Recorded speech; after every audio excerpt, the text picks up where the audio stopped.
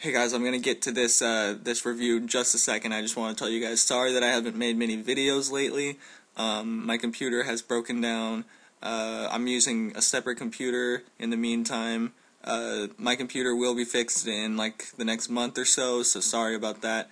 My videos won't be a full 100% until I get my computer back, because I'm not gonna download a bunch of random crap on this computer that isn't mine. But I did get a Super NES, so I'm going to be doing reviews on that. So anyways, on with X-Men. Okay, so I went and saw X-Men First Class, and it was actually a lot better than I thought it was going to be. I thought it was going to be really stupid, like that they were just going to drag on this series, that they keep going back to the origin of people like Wolverine and stuff like that. I actually like Wolverine too, so I didn't know why I wouldn't like this. Probably because they replaced all the old actors. Even though Wolverine does make an appearance in it, probably one of the funniest parts of the movie. But yeah, so they got new actors for it, which I actually like. I have no issue with the new characters. Some of the characters weren't as developed as I'd like them to be, but I still like that they were in it. That they included some of these new X-Men that you haven't seen yet to make the movie more interesting. As far as story, I thought it was well developed. I thought it's cool how they can make this movie and basically they can appeal to two different people. If you've already seen all the X-Men, which was an issue for some people. If you had seen the old X-Men, you'd already knew what was going to happen. You already knew that Xavier or Professor X was, in a wheelchair, and that he was a telekinesis or telepath, and Magneto was evil. But it doesn't necessarily start out like that. It shows you how it led up to that.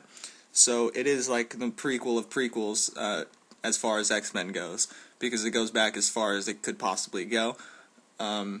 So I don't know what they're going to do next for the next X-Men, even if there is going to be an next X-Men. But I thought that it was cool that they could appeal to those people. As far as if you already knew what was going to happen, it basically filled in all the blanks, filled in how people got there, why Magneto and Professor X are rivals in the sense, how both sides were created, the evil side of the rivals of X-Men versus X-Men themselves, and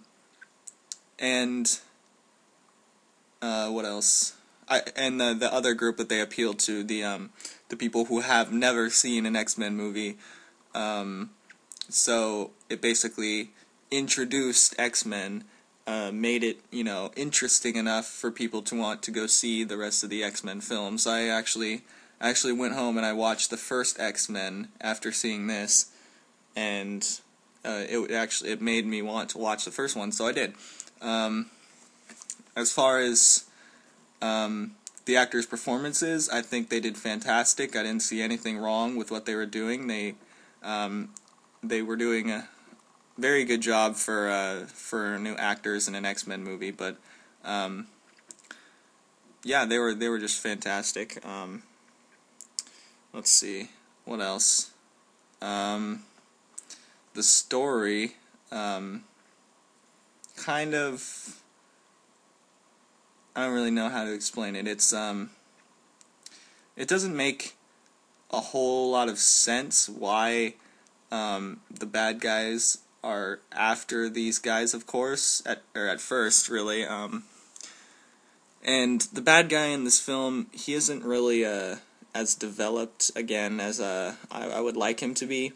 He's just kind of a bad guy that wants to necessarily just make the world mutants. It's, again, if you have seen all the old X-Men, you know what to expect and what's going to happen in this movie. But as far as X-Men goes, I thought this was up there on the X-Men movies. It's really good. The special effects are fantastic. The story is really good. I didn't see really anything wrong with it. I recommend going to see this movie because It's, it's a good time. If you like X-Men, you're gonna like this movie, basically. I give it 4 stars out of 5.